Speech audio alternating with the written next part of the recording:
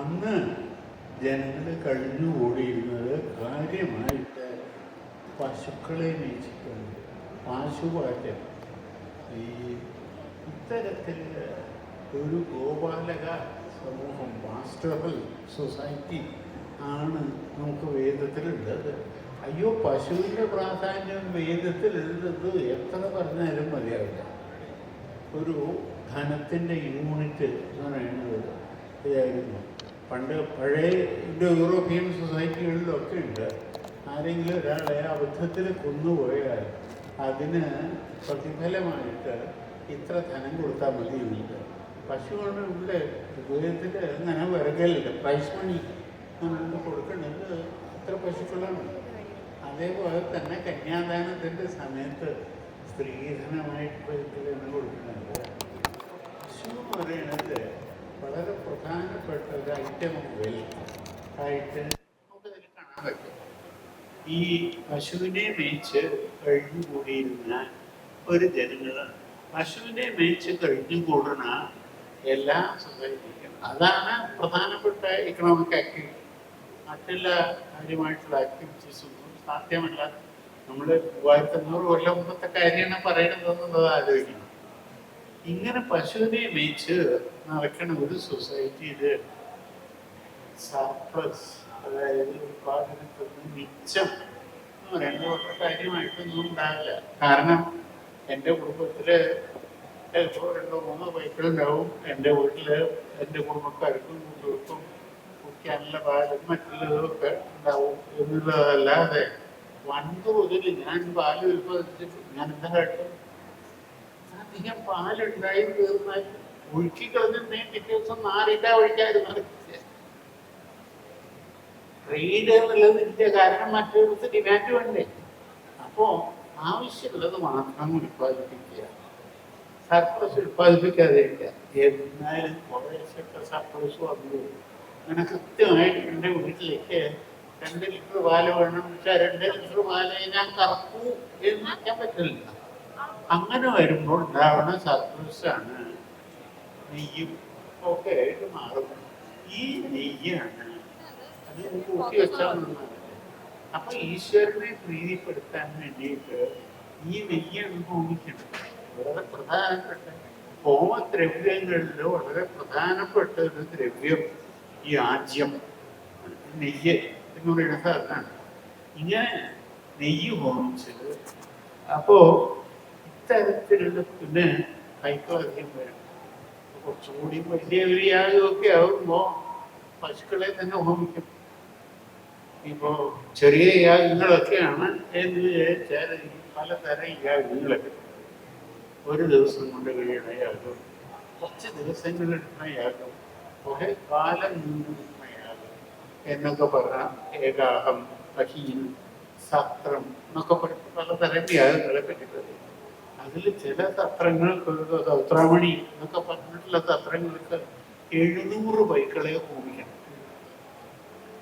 സംഗതി എന്താണെന്ന് വിചാരിച്ചാൽ എനിക്ക് മാനേജ് ചെയ്യാൻ പറ്റാത്ത അത്ര വലുപ്പം എനിക്ക് ഉണ്ടായാൽ അത് വേറൊരു തരത്തിലും ഡിസ്പോസ് ചെയ്യാൻ പറ്റില്ല. വിൽക്കണം എന്ന് വിചാരിച്ചാൽ വാങ്ങാൻ ആളുണ്ട്.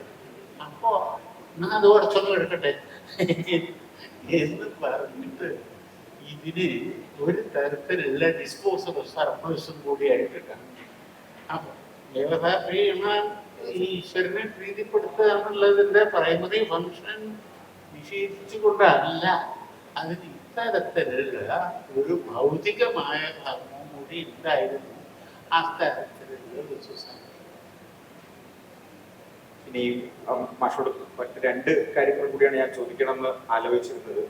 ഒന്ന്, വേദങ്ങളെ ആധുനിക കാലത്ത് പഠിക്കപ്പെട്ട അതിനൊരു ഹിസ്റ്റോറിയോഗ്രാഫിക്കൽ ട്രഡീഷൻ ഉണ്ടാവുമല്ലോ, അതിനെക്കുറിച്ച് മാഷൊന്ന് പറയണം എന്ന് താല്പര്യമുണ്ട്. എങ്ങനെയാണ്, എപ്പോഴാണ് ഇത് പഠിക്കാൻ തുടങ്ങുന്നത്? ഇതൊരു പഠന വസ്തുവായി മാറുന്നത് എപ്പോഴാണ്?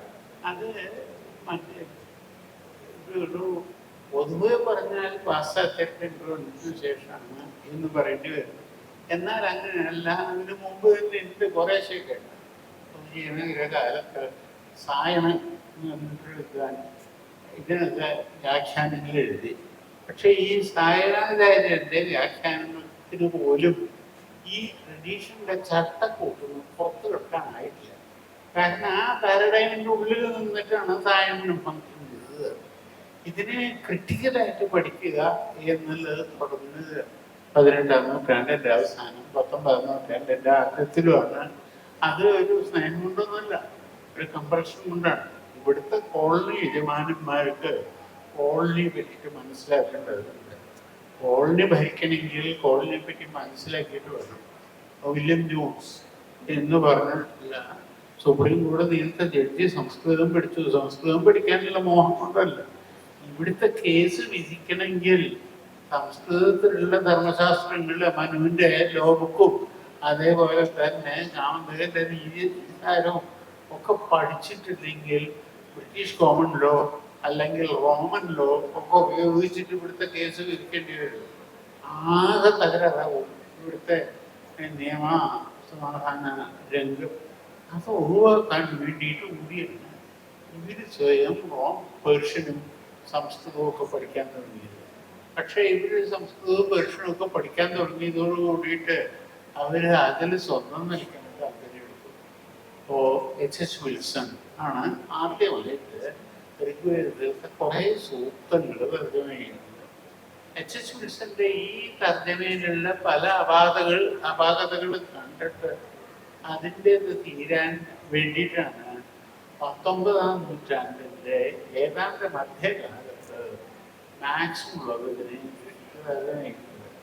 അതോടുകൂടി തന്നെ ഇപ്പോൾ മാക്ഡൊണാൾഡ്, കീത്ത് എന്നൊക്കെ പറഞ്ഞിട്ടുള്ളത് ഇതിനെ ക്രിട്ടിക്കലായിട്ട് അനലൈസ് ചെയ്യാൻ തുടങ്ങി. കീത്തും മാക്ഡൊണാൾഡും കൂടിയിട്ട് ഒരു ഇൻഡെക്സ് തന്നെ ഉണ്ടാക്കി. വേദത്തിലത്തെ ശബ്ദങ്ങൾ ഒരു അകാരാതിക്രമത്തിൽ അടുക്കിയിട്ട് ഒരു ഇൻഡെക്സ് തന്നെ ഉണ്ടാക്കി. അതേപോലെ തന്നെ ബ്ലൂംഫീൽഡ് എന്നുള്ള ഒരു അമേരിക്കൻ സ്കോളർ, ഇദ്ദേഹം ഈ വേദിക് കൺകോർഡൻസ് ഒരു ഋഗ്വേദത്തിൽ വരുന്ന ഒരു ശബ്ദം അത് അഥർവ്വവേദത്തിൽ ഇന്നോടത്ത് വരുന്നുണ്ട്, സാമവേദത്തിൽ മറ്റൊരു സ്ഥലത്ത് വരുന്നുണ്ട് എന്നുള്ള തരത്തിൽ ഒരു കൺകോർഡൻസ് ഉണ്ടാകും. ഇങ്ങനെ ഉണ്ടാക്കി തീർത്തിട്ടുള്ളവരെ ഇത് ഞാൻ പറഞ്ഞില്ലേ, തുടങ്ങിയത് മുഴുവനും ഒരു ഇന്നസെന്റ് ആയിട്ടുള്ള ക്യൂരിയോസിറ്റി ഒന്നൊന്നുമല്ല. പക്ഷേ ഈ എൻലൈറ്റൻമെന്റ് എന്ന് പറയുന്ന ബൗദ്ധിക പ്രതിഭാസം പടിഞ്ഞാറൻ യൂറോപ്പിൽ ഉണ്ടാക്കി തീർത്തിട്ടുള്ള ആ ഒരു ജിജ്ഞാസയുടെ പാരമ്പര്യം കൂടി കയ്യിൽ മുതലായിട്ടുണ്ട് ഇവര്. അത് ഇങ്ങനെയാണ് ഉണ്ടായിട്ടുള്ളത്. പക്ഷേ ഇപ്പോഴൊക്കെ അവര് ഡ്രൈവ് ചെയ്തിട്ടുള്ളത് ഈ ഒരു ഓറിയന്റലിസത്തിന്റെ സങ്കല്പമാണ്.